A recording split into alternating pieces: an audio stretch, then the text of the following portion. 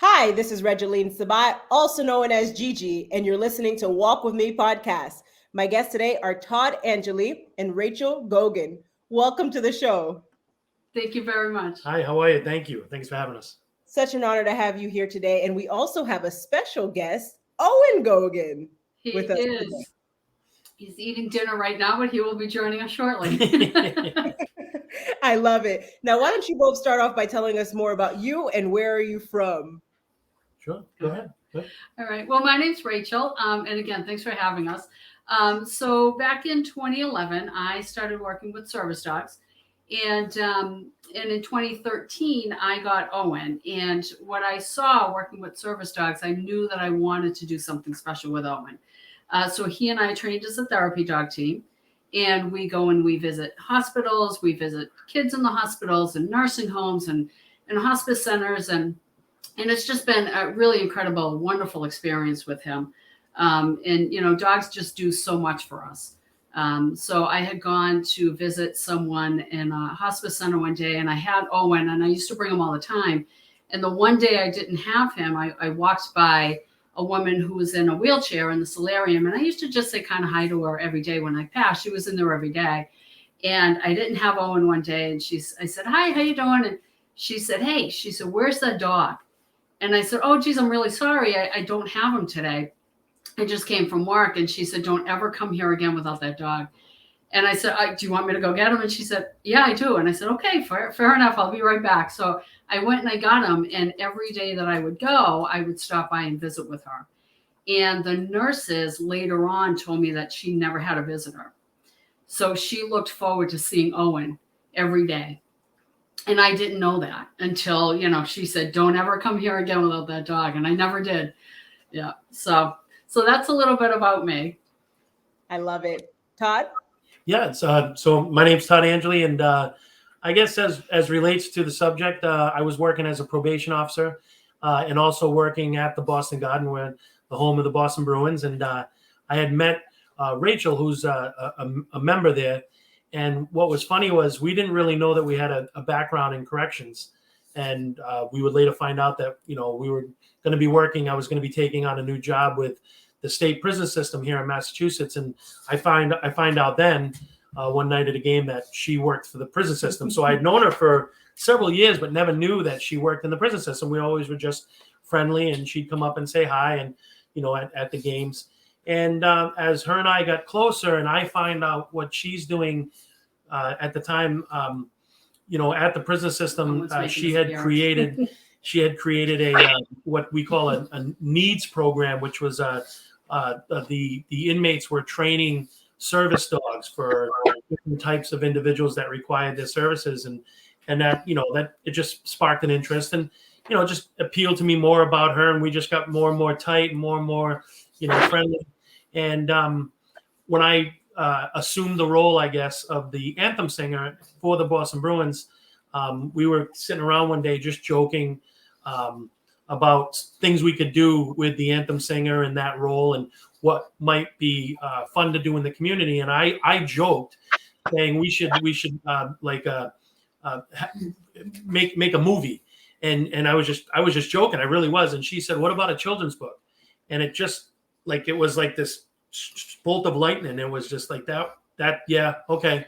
And it just went on from them, and her background, and then what appealed to me about the role that I'm in with the Bruins and doing a lot of community work, it made sense to write a children's book, which is, aptly titled The Adventures of Owen and the Anthem Singer. And so we published our first copy, and we've had a lot of fun with it and finding a lot of, I wouldn't use the word need for it, but just appeal among the young hockey fans or just young kids in general, because there really isn't an outlet for them. You go to a pro shop or a store, and there's shirts and there's all these things for adults, so to speak, but there's never anything really there for the little kids. So, I think the story appealed to them, and so far so good. It's only been out for a few months, and we're planning on some more copies, but I'll stop there. And so that's kind of like my background in this endeavor. I love it. Now, Todd, tell us a little bit more about your experience being the National Anthem Singer for the Boston Bruins. I guess, well, I did go to school and study to be a teacher. And when I was in Boston, I was in the opera program at New England Conservatory. And I guess like everybody else who's in, that doing that type of work, I dreamed of being the next Pavarotti. And, things just go the way they go, and didn't work out. So we had the National Anthem Singer for the Boston Bruins, Renee Raincourt, had been in that role for 42 years and was just an icon, not only amongst the Bruins, but just among Boston and the New England area. Everybody, actually still, everybody knows who Renee is. And I still hear references to him. But, getting into that role and then quickly seeing how that presented so much more opportunity to get involved in the community.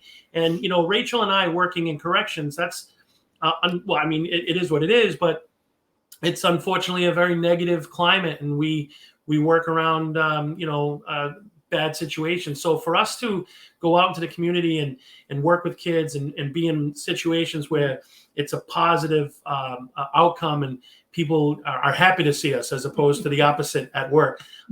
That's been a real true joy in this. And don't tell anybody this, but it's a lot of fun to get out on the ice and sing in front of 20,000 crazy ready to go Bruins fans. But my real joy has been doing this type of work in the community and with the kids, and being able to bring this positive, especially through the pandemic and everything. That's been the real joy in this, and strengthening our relationship and seeing the need for this. Very powerful. Now, Rachel, tell us a little bit more about your experience working with service dogs. So it's been incredible. It was, when I started the program from the ground up, and, working with the inmates and seeing not only those service dogs and the training that they did, but then after the fact, when the dogs graduated, and the people that were teamed up with the dogs would come into the prison and meet with the inmates. And the first graduation we had, I think we had 4 dogs that graduated on the first round. And to see, I think there was 20 inmates that we had like training, and backup trainers and all that. But there wasn't a dry eye in the house. So to see 20 inmates crying their eyes out, because for the first time in their lives, they were not only responsible for something, but they did something really amazing. And they actually helped somebody. So we've had at least 4 that will continue to call and say that they're doing great. They've gotten out of prison. They've started training dogs on their own because they just loved it. And they found so much joy in it. So that, was probably hands down was the best thing I've ever been involved with in my career. So to see that, we had one of the first service dogs came in, he got paired up with a child who was severely autistic. And to the point where the parents, when they went out, they had 3 kids. And when they went out, they had to take 2 different vehicles, because they knew that at some point during the night, they were going to have to leave with with the autistic child. And the first time they had the dog, he was having an episode, and he was on the floor kicking and screaming, and the mother told the story, and the dog went right up and just went right up to the child's nose, just like this. And he instantly stopped. So to see that and hear that story just resonated with the inmates and all of us, all the staff. When we first started the program too, what was interesting is staff didn't want it. They were very against having inmates have the dogs. And it took about a year. I'm going to say it took about a year. But to see that program thrive and staff to come around, they were bringing in treats and petting the dogs and the whole thing. So it was an incredible experience. It was an amazing opportunity. Very inspiring. And I just have to interrupt and add this, and then I come into the from probation into this agency. I have to speak to her success. When you walk into a prison and what you expect to see, and then you walk into this one particular location and you see inmates walking around with dogs, or in their cells with dogs, or out in the yard training dogs, and talk about being you have all the stigmas and the stereotypes all in your head ready to go. And I walked in there and I said, wait a minute, hold on a second. This doesn't make any sense. And it was just incredible. So I just had to add that, to Rachel's success and everything that she did with that. Very powerful. Now, Yeah. can you all tell us more about your book, The Adventures of Owen and the Anthem Singer? Well, I'll stop.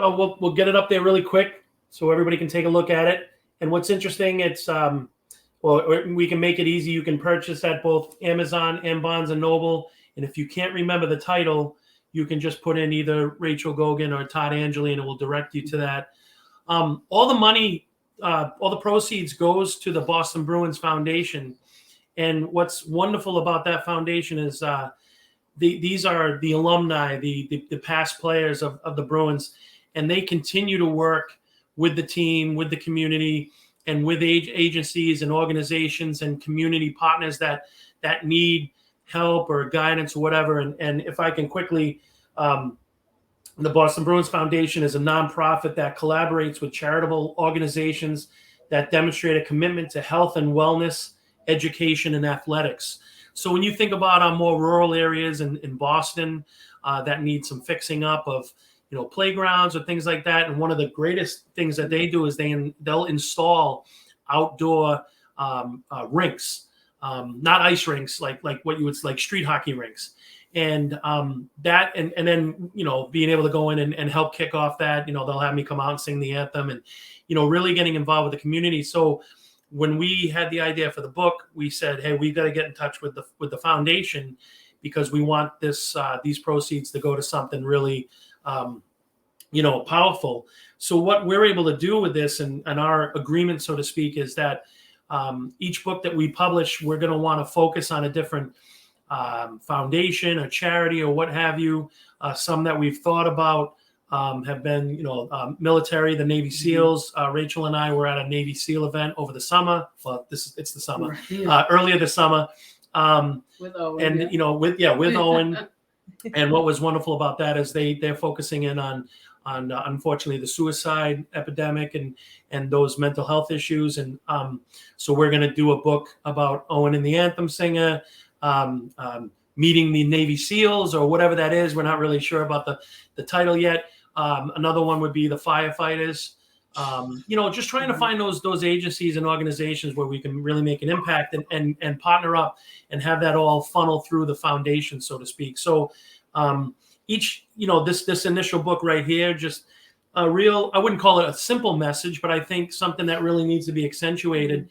And I think especially during the pandemic, we weren't planning on this when the book came out. But, the basis of this book is the Anthem Singer hooks up with his best friend, Owen.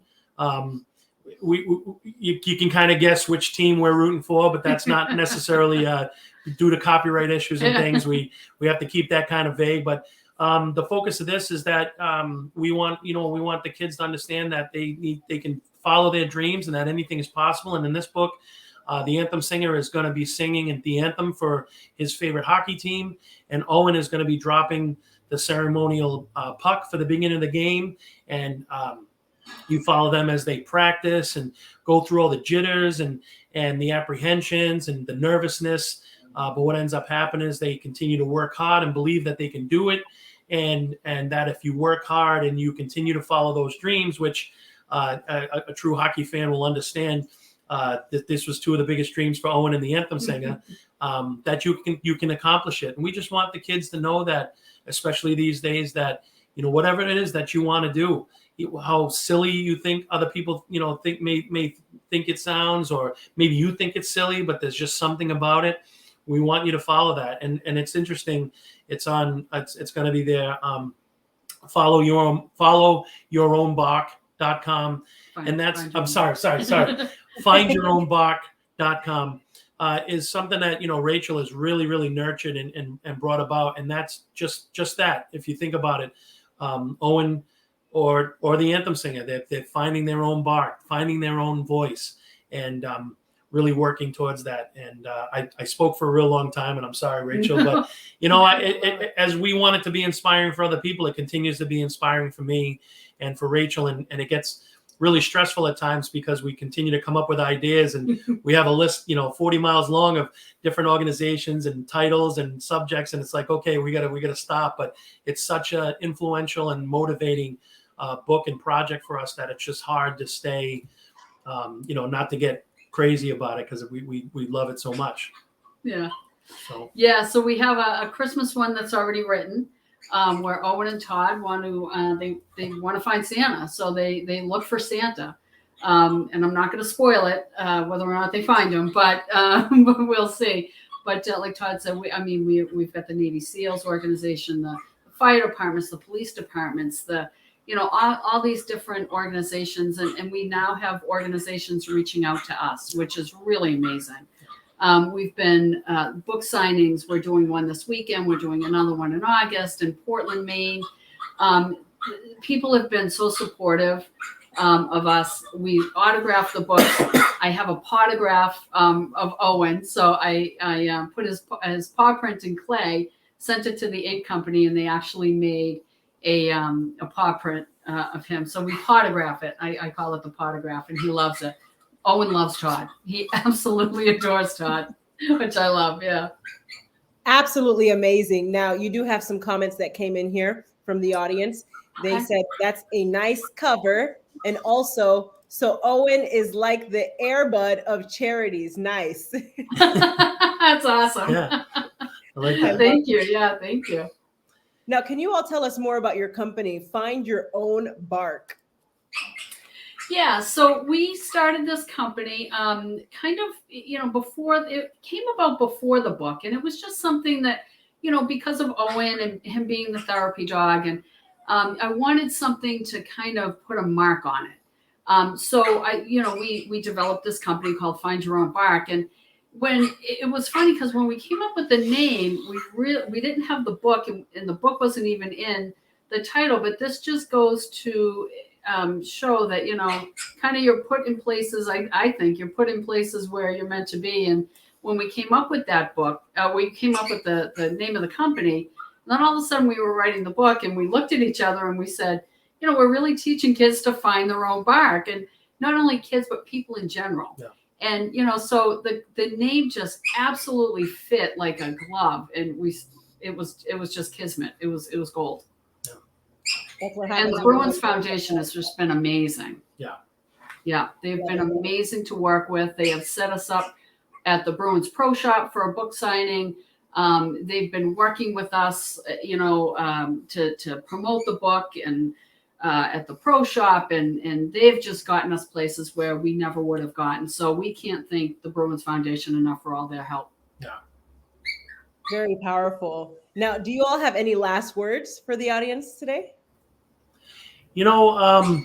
This has been such a great project, and I'd like to see everybody buy a book, because it's going everything. We take we're not recouping anything on this, and everything is going to the foundation, and we know it's going to go to such positive programs. And when we get out and see the result of what the foundation does, it just drives us more and more. And I just really appreciate everybody who's on right now watching this, and just find your own bark and follow your dreams, and you never know. I love it. Now, what is your best advice to the audience for walking with purpose and living a life of happiness? Wow, that's a good one. Well, to go back on, what you asked, you asked a little about background, and I mentioned that I wanted to be the next Pavarotti. If you had told me 20 years ago I'd be the National Anthem Singer for the Boston Bruins, I really would have laughed at you. And then on the flip side, there's been times where I'm like, that would have been great to make it as a big opera star, but I'm right where I want to be, and sometimes that line between point A and point B it's not a straight line. It takes many different curves, and I think by following your heart and meeting people like Rachel, you're just going to get to that destination. And again, being in this position, I wouldn't ask for it to be any other way. And I hardly ever think about that opera side of what I do. This is exactly what I want to be doing, and hopefully do it for as long as we can keep sending that message. So you can't be afraid. We say all the time to the kids. Some people say it was Wayne Gretzky. People say it was Michael Jordan. They say you miss 100% of the shots you don't take. And we took a shot with this, and it worked out. And if it didn't, then well, at least we took a shot. So when you put your head down at night, if you know that you took a shot and you gave it your all, you know what I mean? Leave it all on the field, and I'm going to stop talking again. I can keep going. It's been a really inspiring project, and we're really excited to keep going with this. Yeah, and we've done readings, and I did a reading in town, and just watching the kids and playing with Owen, and I bring Owen, and he just kind of walks around the kids, and they're playing with him, and I'm reading the book, and it's just, for me, it's such a thrill to watch that. Bringing him into the hospitals and having parents, crying because for the first time, their child is going through cancer treatments, and for the first time they see Owen and they start smiling. So for an hour or 2 hours, I'll stay there all day. As long as they need Owen or they need a smile, I will stay there with them. And so like Todd said, I'm exactly where I want to be, and with this book has just brought us to a whole nother level where, once all the COVID stuff goes away, hopefully we can get into the hospitals and start doing readings to these kids and delivering books to kids. And really that's our goal, is we just want to put smiles on people's faces, even for, an hour. I love it. Now, where can the audience find you? All right. Yeah. So I have social media. It's all one word, Boston Anthem Singer.com.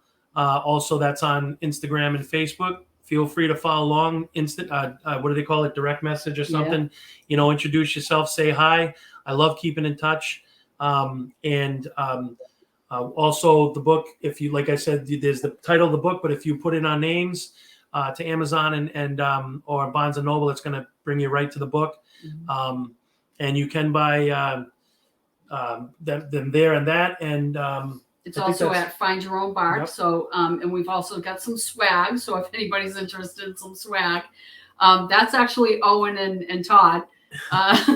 We had an illustrator do that. So it came out pretty good. We were really excited about it. Yeah. And my social media is Instagram is Owen.thepug. So take a look at his.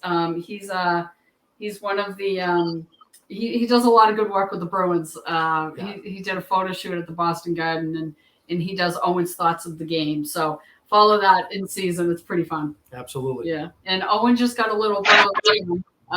So we're going to be introducing Liam into some books.